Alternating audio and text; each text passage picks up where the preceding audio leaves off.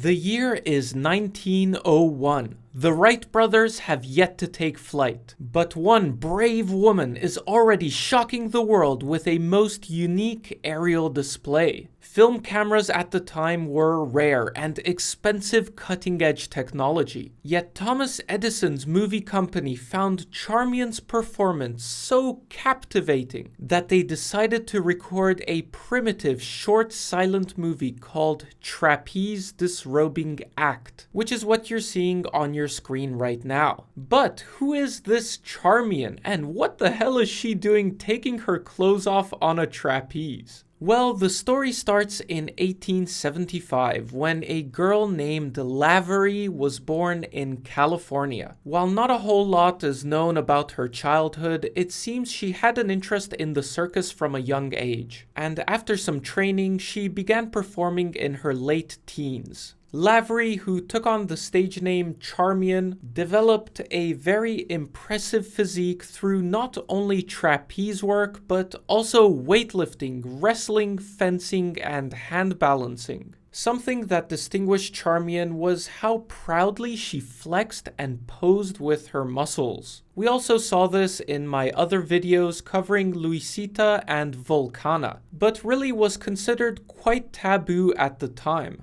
Charmion performed acrobatics all across California until her early 20s. While there were plenty of female acrobats performing in vaudeville shows at the time, Charmion rose to fame because of one unique aspect of her routine. She would show up on stage dressed in full Victorian street attire. She would then mount the trapeze, and as she swung around, she removed one piece of clothing after another, until she finally revealed the acrobatic leotard she was wearing underneath. It's worth noting that Charmion never actually got naked, and also it was perfectly acceptable for male athletes to disrobe on stage. But nevertheless, seeing a woman undress so publicly left audiences feeling nervous, confused, and excited. By the end of 1897, Charmion, now 22 years old, got her first big break as she began performing in New York City.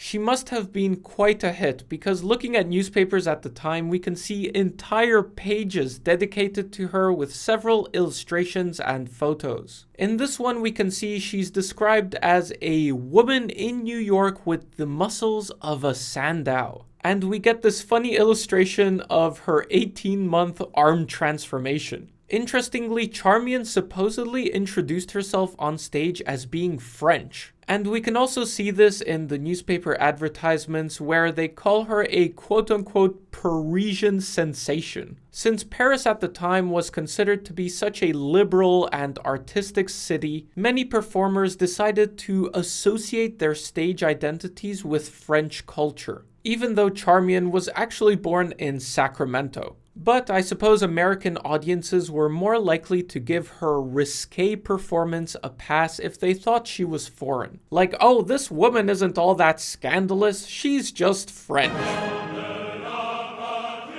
Charmion was perhaps the first to introduce such a suggestive performance to the mainstream American vaudeville scene. These kinds of stripping acts at the time would have been relegated to the more vulgar, working-class, burlesque venues, whereas vaudeville was considered to be a classier and more family-friendly sort of show. But apart from the suggestiveness, Charmion's act was also deeply symbolic. She was literally throwing off all the uncomfortable and restrictive clothing which women were expected to wear. She could then move freely as she performed the rest of her act in her athletic clothes. Charmion was an outspoken proponent of dress reform. We can even see this in the newspapers where it says, quote, "Never has she known the restraints of corsets or tight clothing. She makes her own gymnastic costumes, shearing the silk over elastic so that her body is thoroughly unrestrained. She was a big believer in women getting healthy through physical fitness and promoted the idea of a free gymnasium where women could go train. In 1898, Charmion went on a European tour.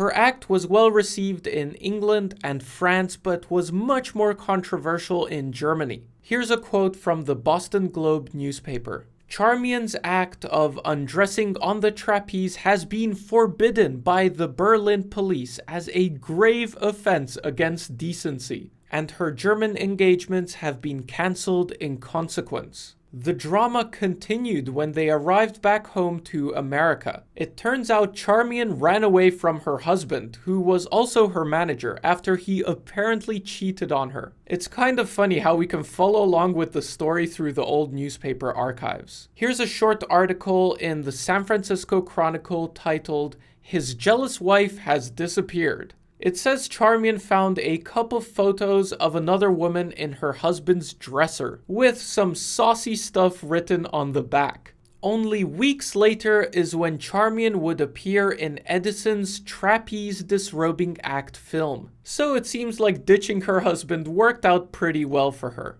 In this 2-minute long film, which is now over 120 years old, we see Charmion performing her famous act in a vaudeville theater. She starts off sitting on the trapeze fully dressed in street clothes. Then she slowly undresses and throws each piece of clothing towards 2 men who are watching from a nearby booth. These 2 guys seem to absolutely lose their shit once they get a hand on her corset and stockings. It looks like they're even fighting over them. Then we see Charmion hang upside down by her feet to take off the final piece of traditional clothing, which reveals her leotard. And now that she's unobstructed, she performs a couple more tricks to end the film. By the summer of 1901, Charmion was back on stage in New York, now working with a new manager. She continued touring the United States for several years, and it's really during this time that she becomes a proper superstar. Listen to this description from 1909. Charmion combines a most beautiful physical development, surpassing the most vivid imagination, with a marvelous grace of manner and beauty of carriage. Charmion is not a freak. She is not gross. She is a type of remarkably developed womanhood, the like of which has probably not been seen since the Roman days. Her physical charms Charmion exhibits in her bar work and trapeze exhibitions. She appears for art's sake, more than commercialism of the profession.